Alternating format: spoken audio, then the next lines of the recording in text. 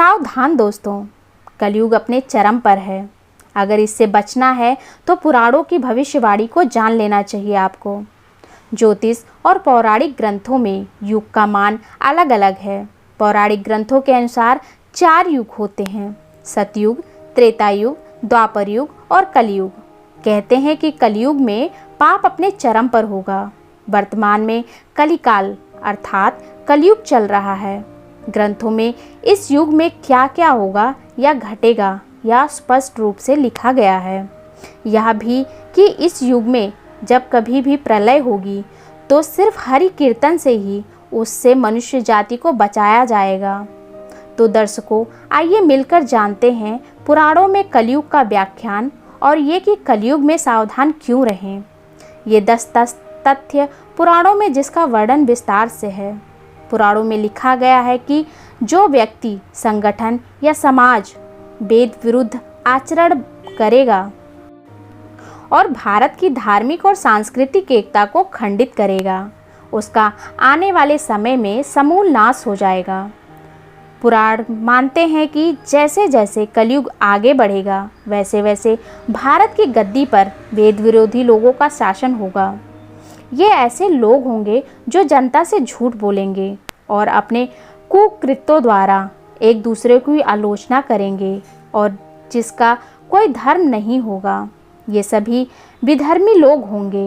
ये सभी मिलकर भारत को तोड़ेंगे और अंततः भारत को एक अराजक भूमि बनाकर ही छोड़ेंगे। नमस्कार दोस्तों, आप सभी का फैक्ट फंडा में स्वागत है। भागवत पुराण में लिखा गया है, जब सभी वेदों को छोड़कर मनुष्य संस्कार शून्य हो जाएंगे तब ऐसे लोग सत्ता पर काबिज होंगे। ये सब के सब परले सिरे के झूठे, अधार्मिक और कभी दान पुण्य ना करने वाले लोग होंगे।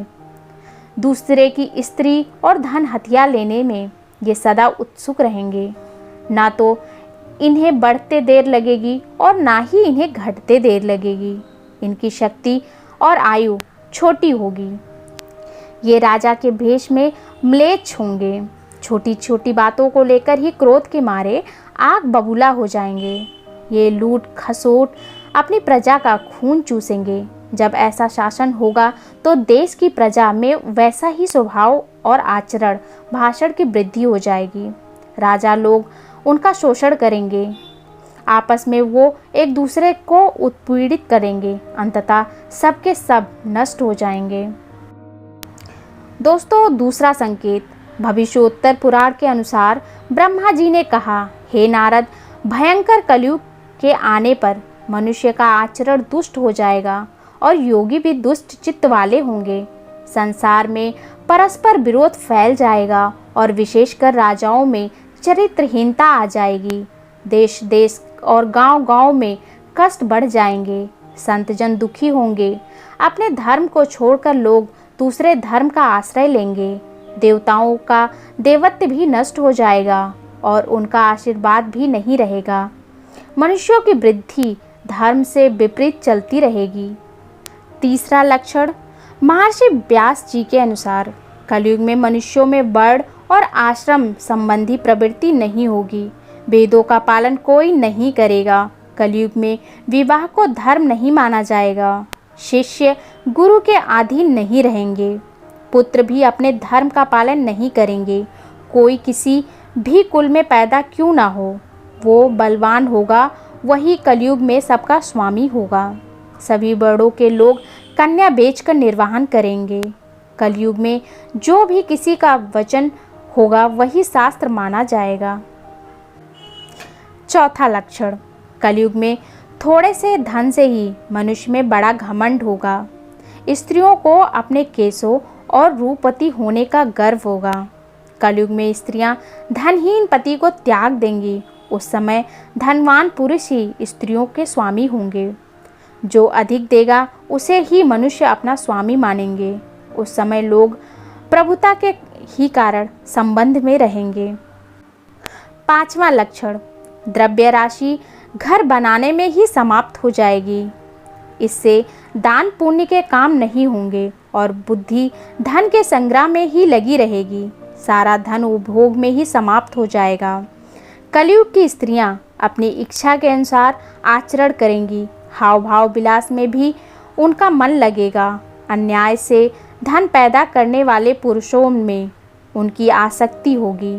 कलयुग में सब लोग सदा सबके लिए समानता का दावा करेंगे।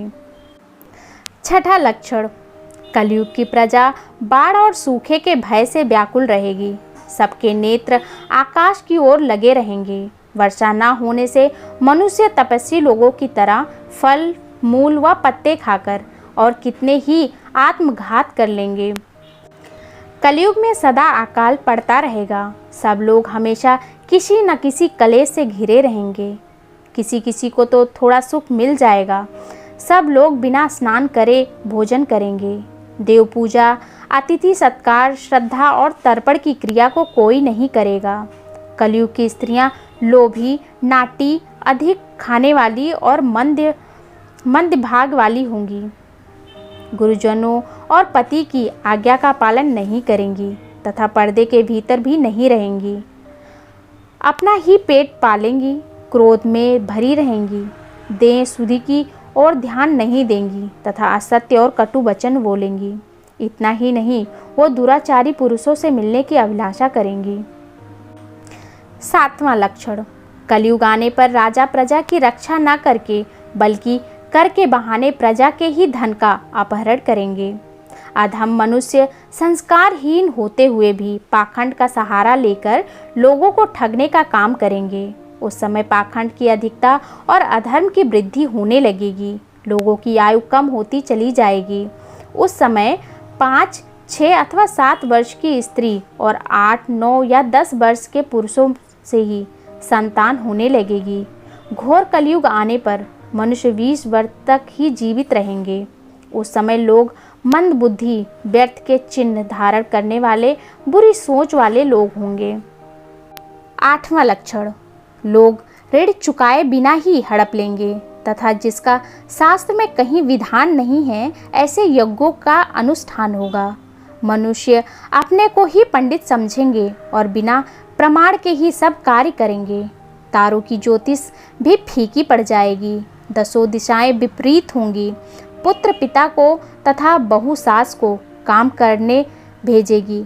कलयुग में समय के साथ साथ मनुष्य वर्तमान पर विश्वास करने वाले, शास्त्र या ज्ञान से रहित, दंभी और अज्ञानी होंगे। जब जगत के लोभ सर्वभक्षी हो जाएंगे, स्वयं ही आत्मरक्षा के लिए विवश हो तथा राजा उनकी रक्षा करने में असमर्थ हो जाएंगे, तब मनुष्यों में क्रोध, लोभ की अधिकता हो जाएगी। 9वां लक्षण, श्रीमद् भगवद गीता के 10वें स्कंद में कलयुग के धर्म के अंतर्गत श्री शुकदेव जी परीक्षित जी से कहते हैं, ज्यों ज्यों घोर कलयुग आता जाएगा, त्यों त्यों उत्तरोत्तर धर्म, सत्य, पवित्रता, क्षमा, दया, आयु, बल और स्मरण शक्ति का लोप होता जाएगा। 10वां और अंतिम लक्षण, कलयुग के अंत के समय बड़े बड़े भयंकर युद्ध होंगे। भारी वर्षा, प्रचंड आंधी और जोरों की गर्मी पड़ेगी। लोग खेती काट लेंगे, कपड़े चुरा लेंगे, पानी पीने का सामान और पेटियां भी चुरा ले जाएंगे। चोर अपने ही जैसे चोरों की संपत्ति चुराने लगेंगे। हत्यारों की भी हत्या होने लगेगी। लोगों की आयु भी कम होती जाएगी। कलयुग के अंत में जिस समय कल की अवतार अवतरित होंगे, उस समय मनुष्य की परम आयु केवल 20 या 30 वर्ष होगी। जिस समय कल की अवतार आएंगे, जब मनुष्य की लंबाई काफी घट चुकी होगी। अंत में इस घोर कलिकाल से बचने का एकमात्र तरीका है कि व्यक्ति को वेदों की ओर लौट जाना चाहिए और हरि कीर्तन करके खुद को सुरक्षित रखना चाहिए और कलयुग में बताए गए सभी लक्षणों से दूर रहना चाहिए और सत्कर्म करते रहना चाहिए। दोस्तों, ये वीडियो यहीं पे समाप्त होता है। आपको ये वीडियो कैसा लगा है, ये इन्फॉर्मेशन कैसी लगी है, कमेंट करके ज़रूर बताइएगा। पसंद आया है तो लाइक कर दीजिए, फ्रेंड्स, फैमिली और ज़्यादा से ज़्यादा लोगों तक शेयर करिए ताकि हर किसी को ये इन्फॉर्मेशन मिल सके। जय हिंद।